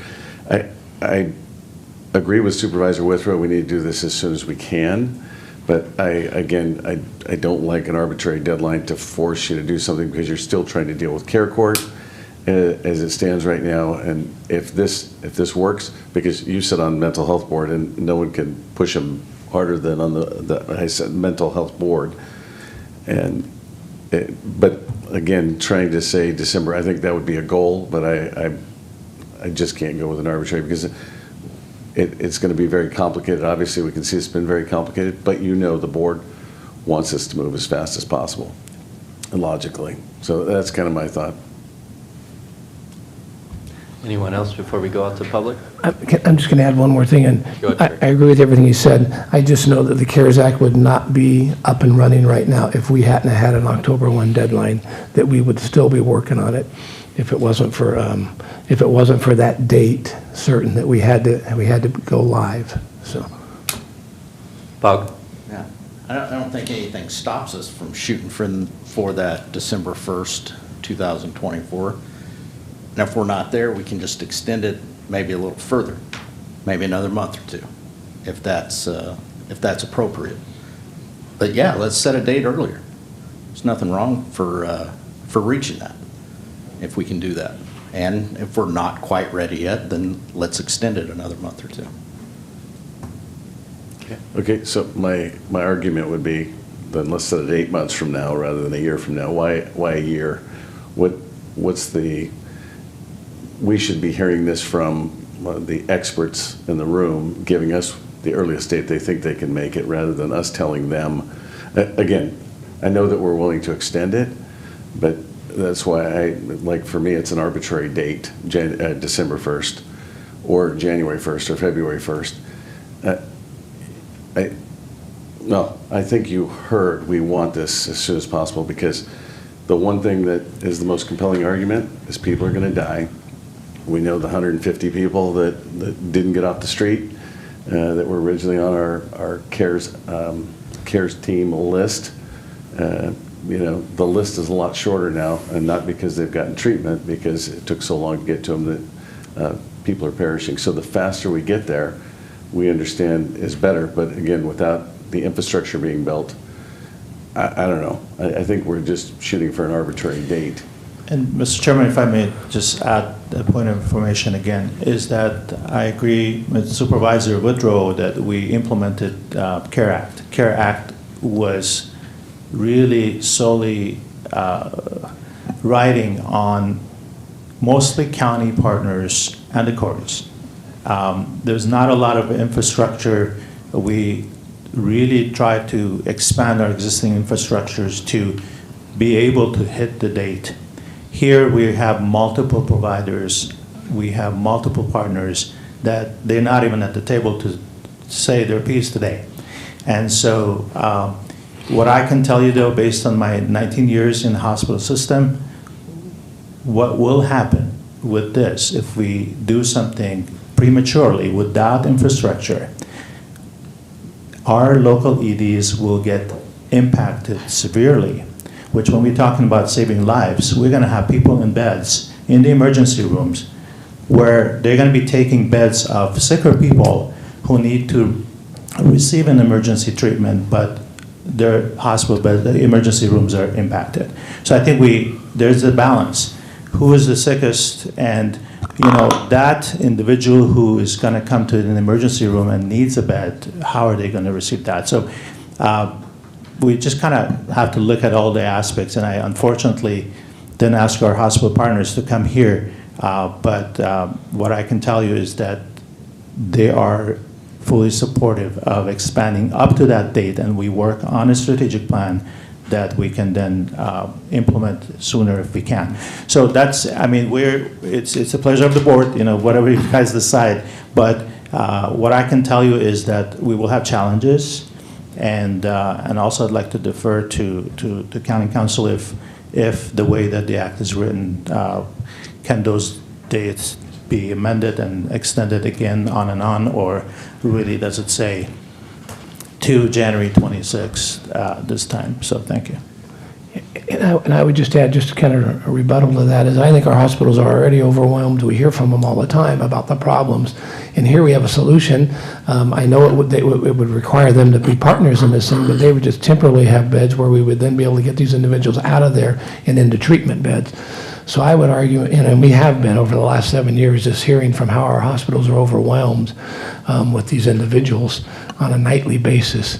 So I'd say we're dealing with this already. Here's a potential for a solution, and the quicker we can do this, the better. And again, it's funny for the hospitals that if they are saying that they want to postpone this. And that's not what they've been telling us for the last 7 years as we've been trying to deal with these homeless individuals and get them out of their hospitals. So, Manny. Just a quick question for you, Tony. So Supervisor Withrow's proposed December 1st, 2024, January 1st, 2026. Do you have what you would, I know January 1st, 2026 would obviously be the ideal to roll this out, but I feel the necessity and why Supervisor Withrow wants this done more expedition and somewhat of accountability, showing that if we put in a date, then we're going to strive to hit that date. But it doesn't do any good if we're just striving for a date and we don't hit it. Being in construction, we always put these dates, but they never happen. And then you just kind of get happy that at least it wasn't the worst case scenario. Do you have something, or if you don't, then second, like you asked county council, can we pass it as is, and within the next 2-3 weeks, when our next, not the 19th, 4th meeting, but I think we meet again on the 9th, if you can meet with the partners and have those conversations and then come with a more realistic a view of what that date may be.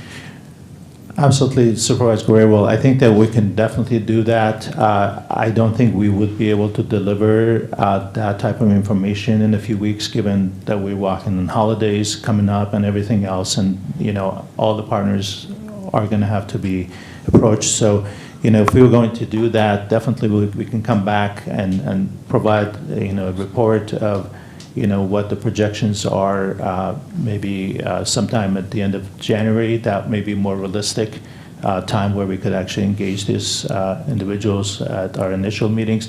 One of the things that we plan to do is really engage our consultants, Connect Forward, to pull together all the partners where we could continue to do work and in the implementation of this. But yeah, definitely we can come back with a more realistic report for an update. would you venture to say something on the first question as far as what you think kind of could be the meeting date, not looking at 26 as the outside date? Well, our challenge, as Dr. Mora covered in the presentation, our challenge is that currently there is not a locked 5150 facility for substance use disorders. So trying to adopt or change or implement changes in some of the existing facilities, if they choose to do so, that would require some timeline with also their licensing bodies to be able to implement something like that. So again, I think I would have to really not guess but defer to, what are some of those timelines the hospitals would need if they choose to serve these individuals. And, on the same token, in our PUF, our psychiatric health facility does not have the regulatory nor the capacity to provide services for those who are severely medically ill, so we don't admit those. So also, we don't have any type of a procedure for the substance use only standing cases as an involuntary. So these are challenges that we face. It's the capacity of locked facilities, and then also what is the step-down plan for someone who may be on an involuntary hold who is a substance use disorder case, right? What we can see is that on surface, this act would solve some problems, but it's not going to solve all the problems again. The reason for that is that when we take someone, let's say there's a facility that will lock someone on an involuntary basis on a 72-hour hold, once these individuals are treated with some medication to clear up, if they choose to take that medication, again, that cannot be, the treatment cannot be forced, right? So if the individual gets really clear, who has severe substance use disorder, and they get clear, even if we could hold them past the 14 days, once they get clear, we have no grounds to keep them on a conservatorship. So again, these are going to be severe cases. The best we could do with any of these cases would be 17 days. Once they clear, we cannot put them on conservatorship. So this is, again, not what they call, the silver solution. It's only a segment of the population will benefit from this, just like we were talking about care court, right? So it's not for all, it's for a segment. Again, to emphasize, I think the infrastructure needs to be there. We do not have locked infrastructure for this population. So if I gave you a date, that would be an empty promise. I don't like to make empty promises. I'd like to deliver. So, it would make more sense to, again, bring the partners together. We'll be happy to come back and give some timelines and some strategy based on the discussion with the partners if the board would like to do that.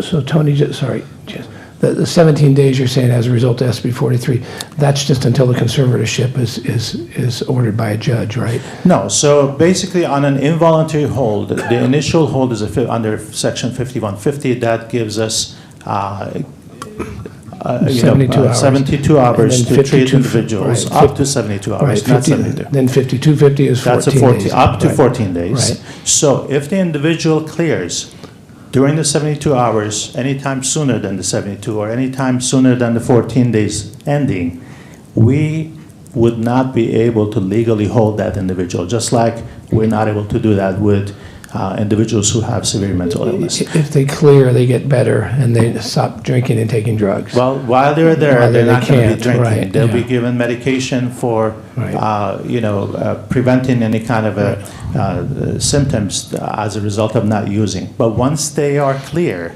and they, let's say even after 72 hours, they go into a hearing and say, I want to be released, and I'm clear, I have a place to go, and I choose to leave, the individual will be released. So we can't necessarily put them on a 5150 and say that all of these cases will be conserved, just like today, the severely mentally ill cases, not all are conserved because of the fact that we, again, are not able to support an involuntary or a conservatorship hold for that Right. extent of time. But that's all, I think that's all changing. I think that all these, like I said, the tide has turned here. We're starting to move towards this involuntary treatment. And I think SB 43 is just another tool in our shed to do that. It's not a bad thing, I don't think. And so I guess this is the same argument when the CARES Act came out. When the CARES Act was proposed, CSAC was against it, all the counties were against it. It was, we can't do this is an unfunded mandate, we're not gonna do this. And if we hadn't had a deadline of October 1, it would not be in place in this county right now. I can tell you for certain that we would not be, just as we're gonna do here, where if we don't put a deadline until the last day that they say we possibly can do it, it will not be put in place until we get to that last day. And so that's why I would encourage for our chance to do this sooner. Like I said, I have all the confidence in the world you guys can do this. If we put this out to December 1, 2020, or January 1, 2026, that's going to be the day that this thing goes into place. And I've bet a lot of money on that if we don't. And with all due respect, I'm just going to say one last comment, is that this is not the same as CARE Act. This is a completely different approach and a different proposal that involves a great deal of resources that would have to be adjusting and changing processes. And what I can tell you is that I understand that there were oppositions with CARE Act. However, from the get-go, we did recognize it as a tool, as the behavioral health directors, and the advocacy was to tweak certain types of that act to make sure that the changes are made, which they were, and we stood behind it. But this is different, and this takes a lot of infrastructure that is not there. And I understand you're saying that the tide is changing, but the tide is not there yet. Whichever way it's going to go, we have to deal with what's in front of us. So thank you for that. Yeah, and the state of California has passed this and asked us to do this. And San Francisco, San Luis Obispo are doing this beginning January 1. So, I mean, we're not asking for something we're not asking for a mountain that's not possible to climb. It's going to be hard, there's no question.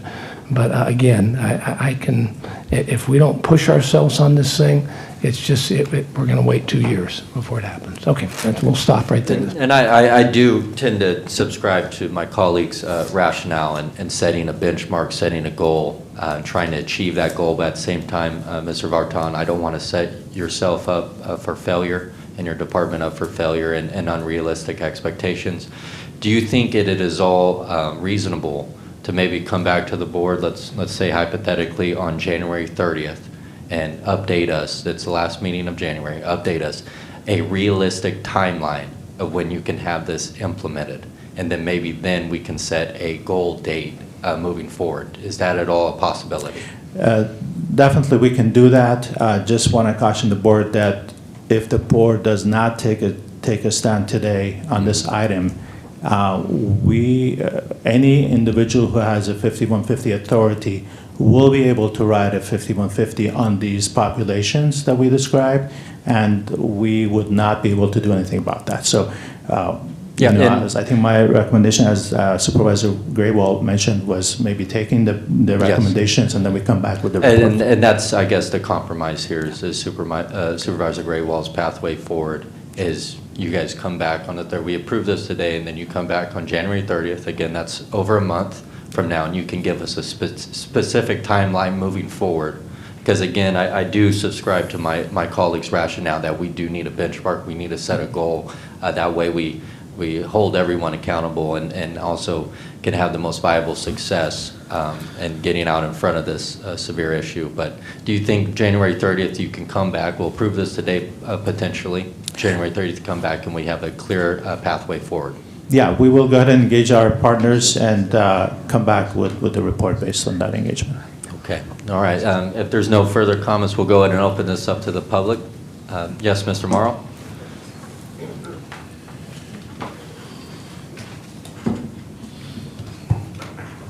Thank you, Mr. Chairman and members of the board. For the record, my name is Stephen Morrow.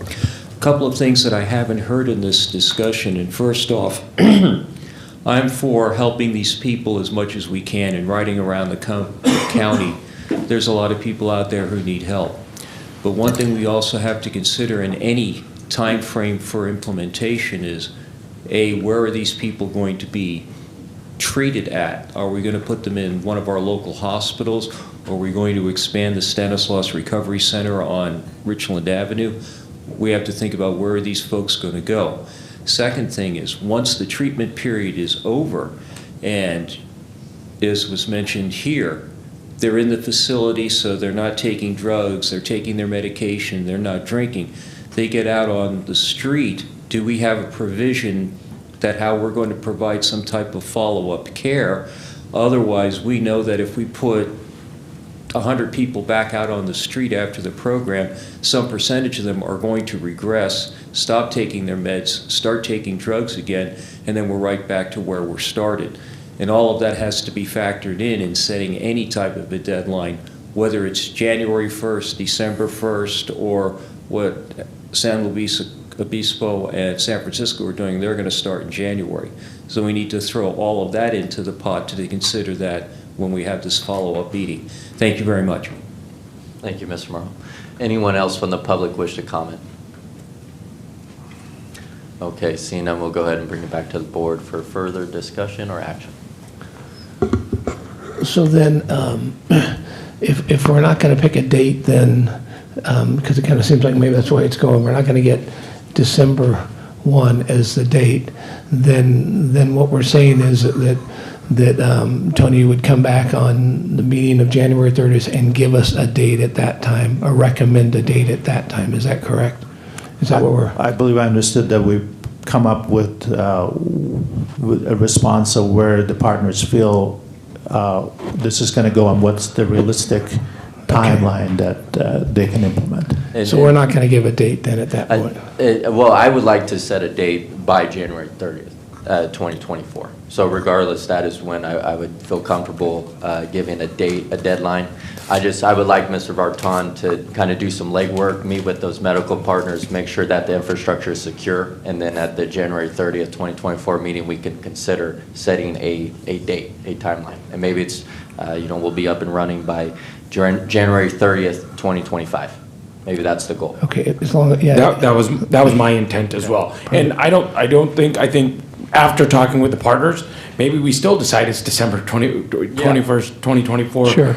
Depending on how far what the partners say, and then, to kind of expedite it more. But I think that would be better, to Mr. Varchin's point, that he hasn't got to talk to the partners. Now there's an opportunity to talk, and we get a more, not just a hypothetical or an educated guess, but something that we could really put in there. And then if we still don't feel comfortable with that, then maybe that's the date we set, is still December 1st. And just be with what Supervisor Buckcon had said, be willing to change that if that needs to be. I'd rather just not change it. I'd rather just have something more where the partners give a date, we give a date, and then we try to narrow that time frame. Okay, so that's good, Tony. So we are going to ask you for a date on that. Yes. Okay, perfect. Yeah, sorry to put you under the gun here. Okay. Okay, any other questions or comments? 7 weeks, but nobody's counting. Let me just look at Liz and make sure that she caught that. What I caught was that there would be a motion to adopt the resolution as recommended by staff with a January 1st, 2026 implementation date, and then to direct staff to come back January 30th with a proposed implementation date. That's what I got. Yep. Okay. That's what she sent him. Some additional language. Okay, then I will make that motion. Second that motion. Okay, we have a motion by Supervisor Withrow, a second by Supervisor Chiesa. All those in favor? Aye. All those opposed? All right, passes unanimously, 5-0. Thank you, Thanks Tony. very much. Thanks, Dr. Moore. Thank you, guys. Sorry, Liz, we were thinking the same thing. Great minds. All right, moving on to correspondence. This board received the correspondence and claims as noted on the agenda. Acknowledge receipt of correspondence and refer as recommended on the agenda. Board of Supervisor reports. Do any Board of Supervisors have anything to report today? Oh. Yeah, man, I knew. No? Workshop. Go ahead. It's an election thing. I don't know if we can say it on the day. Okay. All right. I think we could. I think it's over. So congratulations are in due to all three members of the Board of Supervisors that were running for re-election. Because they're doing such a great job, nobody ventured to file against them. So in this upcoming election, when you see your ballot, all three of the supervisors, Supervisor Condit, Chance Condit, and Supervisor Vito Chiesa, respective of the district you live in, you will see that they don't have an opponent that will be contesting in the election. Unless, of course, there is a write-in, and we're fingers crossed that there isn't. Way to jinx it, man. Somebody knock on wood. But I think we're definitely only as good as our counterparts and our colleagues and our staff, so we definitely share the credit with everybody, and we look forward to serving another 4 years here. All right, moving on, Legislative Fiscal Management Report, CEO Hayes. Okay, a couple of items to report this morning. Would like to acknowledge that our CEO staff did coordinate a letter of opposition for AB 702, which involves local government financing, particularly around juvenile justice. This bill would make fundamental changes to our Juvenile Justice Crime Prevention Act, or what we call JJCPA, which would be detrimental to the Probation Department's ability to coordinate services and support to youth within our community. So we did send a letter on that. But I also want to acknowledge the bigger topic that has come up in Sacramento over this last week and has definitely grabbed some headlines. The Legislative Analyst's Office did release their fiscal outlook, which essentially looks at not just the current year budget, but moving forward, what things look like going forward in the future. And as previously reported, there is a $26 billion shortfall in revenues in the current state budget in the current year. But what was much more concerning,